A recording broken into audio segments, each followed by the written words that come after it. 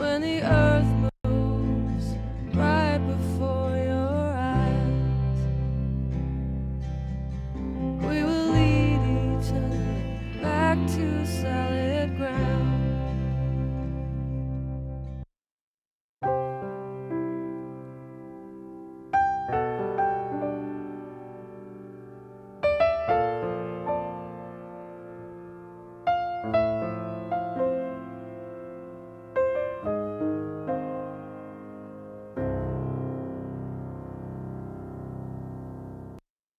Writers is made possible in part by a generous grant from the William Battle and Sarah Mel Repshire Crooks Foundation, celebrating the legacy of Mississippi's Eudora Welty.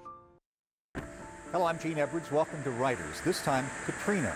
It was 5 years ago, August 2005, when that terrible storm slammed into the Mississippi Gulf Coast and changed lives forever. Now, 5 years later, the rebuilding has begun. But it's not just structures that are being rebuilt, it's lives, it's hopes, it's stories of passion and drama. All those stories this time on Writers, and told by three different styles of writing. Stan Tyner, he's editor of the Biloxi Sun-Herald. He says his staff practiced journalistic triage every day. Out of thousands of possible stories, they published the ones which would help people survive. And they won a Pulitzer Prize for public service. Ellis Anderson, during the grinding aftermath when she says the real struggle began, she discovered communities of people who took care of each other.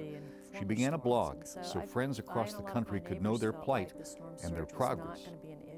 And Tom Piazza, a New Orleans resident who evacuated to Missouri, he was powerless as he watched his city steep in a toxic stew. He captures the camaraderie as well as the concern in two books about Katrina. Stan and Ellis and Tom, welcome. We're glad to have you here for this conversation about Katrina, who changed all of our lives, didn't she? Where were you? In my house in Gulfport. Yeah.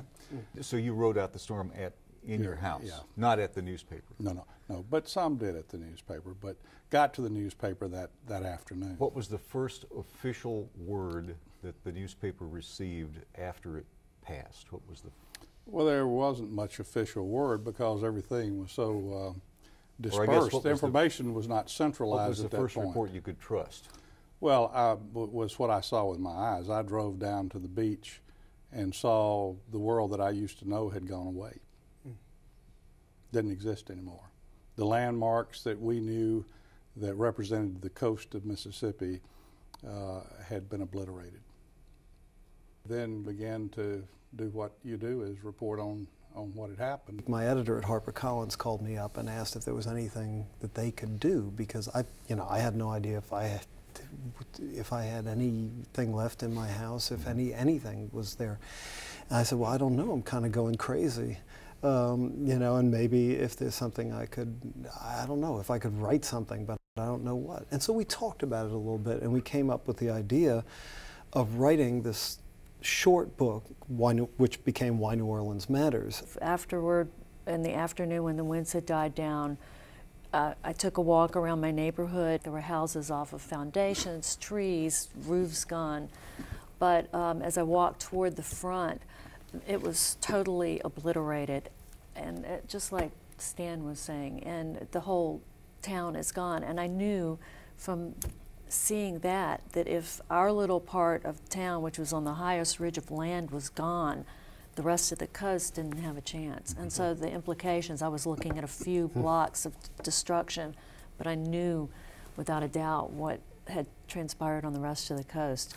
But one of the things that we haven't talked about is the fact that the great honor that came to your paper was the Pulitzer Prize, which doesn't happen very often. And I know that you're pretty reserved about talking about it, but this is one of the things that you said that day when the award was announced. So I looked back across the fog and the chasm of the months since, and I remember not just the death and the devastation, but also the courage and the spirit and the love and the hope and the many, many helping hands that pulled us from the rubble to begin the journey to a future that we are traveling each day with sweat and with dignity. Thank you.